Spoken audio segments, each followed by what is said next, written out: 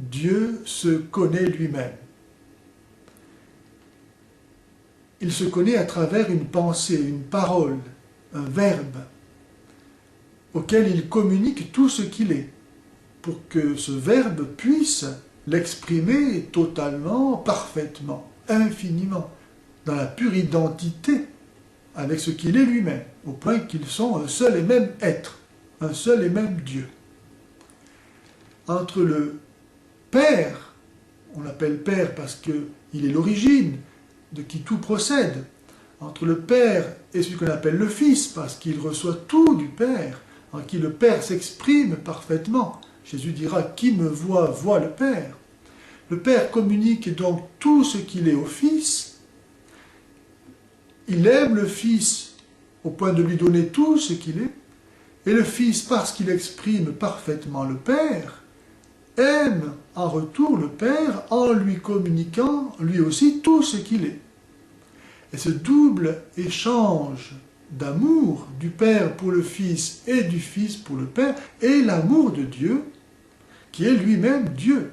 Car il procède de Dieu en étant Dieu, un avec le Père et le Fils. Il est l'amour du Père et du Fils. Le Père s'aime dans le Fils et le Fils aime le Père. Et cette respiration est leur esprit commun qu'on appelle l'Esprit Saint. Esprit, respirer, c'est la même racine étymologique, roi en hébreu, qui est leur vie commune. Ainsi, Dieu est une communion de personnes. Dans l'amour, ce qui fait la peine de celui que l'on aime devient notre peine. Ce qui fait sa joie devient notre joie. On partage tout au point qu'on ne fait plus qu'un. Ta joie est ma joie, ta peine est ma peine. Dieu est un parce qu'il est amour. Et parce qu'il est amour, il est aussi communion de personnes. D'ailleurs, s'il nous a créés à son image, en étant nous-mêmes famille, il a créé l'homme et la femme pour que la femme et l'homme ne fassent qu'un et que un fasse trois. Dieu n'a pu trouver qu'en lui-même le modèle de ce qu'il a fait. Le monde n'est pas une nécessité pour Dieu. Il n'est pas non plus une distraction. Il est l'expression de ce qu'est Dieu, c'est-à-dire amour. Dieu a créé le monde gratuitement, parce qu'il est en lui-même don, échange, liberté, communion. Et cette fécondité de ce qu'est l'être divin en lui-même s'exprime aussi par un pur miracle merveilleux qui rend gloire à Dieu à l'extérieur de lui-même dans la création du monde. Le Saint-Esprit est la personne don qui unit le Père et le Fils et qui clôt ainsi le cycle intérieur de l'être divin.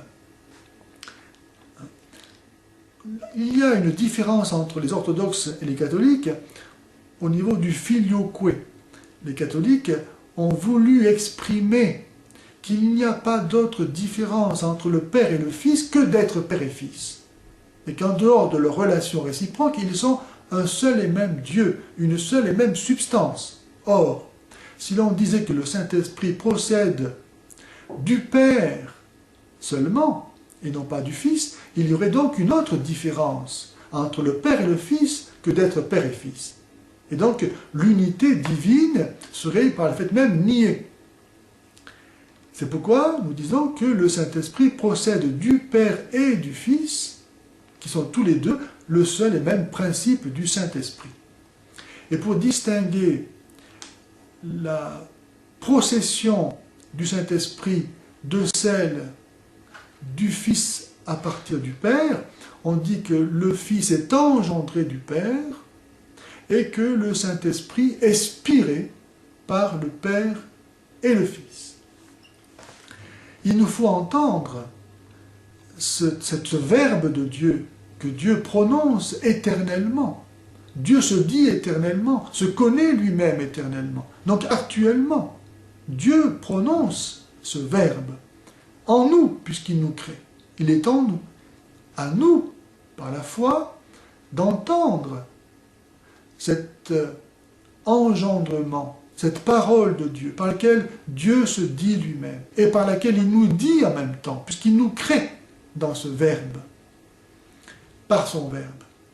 À nous de l'entendre pour recevoir cette vie divine qu'il communique à son Verbe, et qui est Jésus, fait homme, pour que, étant unis à lui par notre humanité, qu'il a prise de la Vierge Marie, nous puissions être aussi unis à cette réception qu'il reçoit du Père et qui est la vie divine elle-même, donnée par le Saint-Esprit.